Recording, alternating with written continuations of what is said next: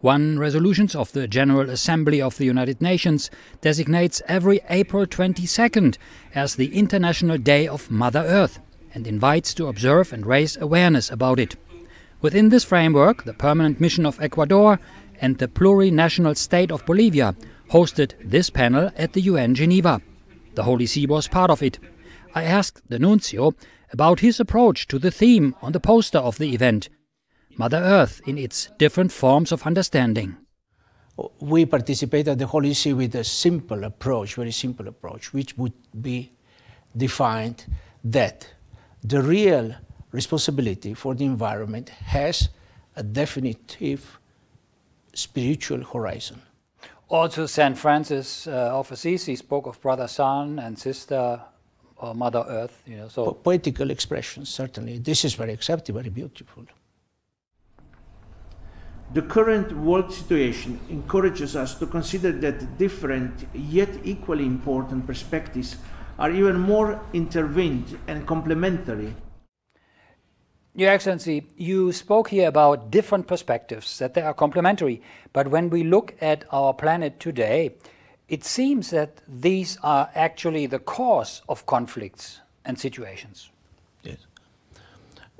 When we come speaking about the environment, about the earth, let's say so, it is so necessary for everybody. I would say it would be, first of all, necessary for the economists and people linked to the financial business. There is no unlimited growth on a limited place. And this is exactly the major problem we have. What is the purpose of our life in this world? Why are we here? What is the goal of our work and our effort? Or what need does the earth have of us? So what need does the earth have of us? Does God have of us? Yeah. I think this question is certainly very complex and philosophical, We're not speaking about only human ecology, we're speaking about divine ecology. So this is so important, no? That it's not only human environment, it's a spiritual environment, something much more. And this is, I would say, must be kept alive, otherwise we forget the real meaning. Otherwise it speaks just whether it's feasible or not feasible, but this is not enough. Sustainable, not sustainable. For the church, this is not enough. Certainly it's good, but it's not enough.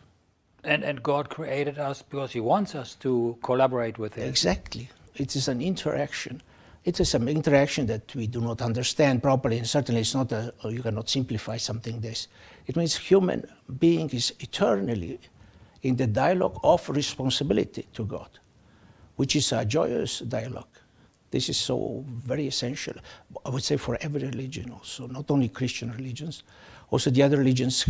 Accountability of human behavior is always in front place. No? We are responsible. So our abilities and how to use them, we always have to take the other into consideration when we go beyond, Exactly, I would say the problem of human behavior that we judge just our close environment. We know myself, yourself, somebody else, and we think, oh, this is the world. And this is completely very dangerous perspective. The world is full of sufferance, lacking of possibilities, not enough resources. If you keep in mind the global world, okay, but basically, all political campaign and all this saying are just national interest, which is also important thing, but this is not, how to say, church as a religious organization, as a global organization, cannot accept this perspective. Now, this was the first part of our interview. In our second part, we will speak about an ecological conversion, man's stewardship, and the attachment and relationship with Mother Earth, especially by poorer countries. Pope Francis described it in a poetic language in Laudato Si. The sun and the moon, the cedar and the little flower, the eagle and the sparrow, the innumerable diversities and inequalities mean that no creature is enough for itself, that they exist only in dependence on each other, to complement and serve each other.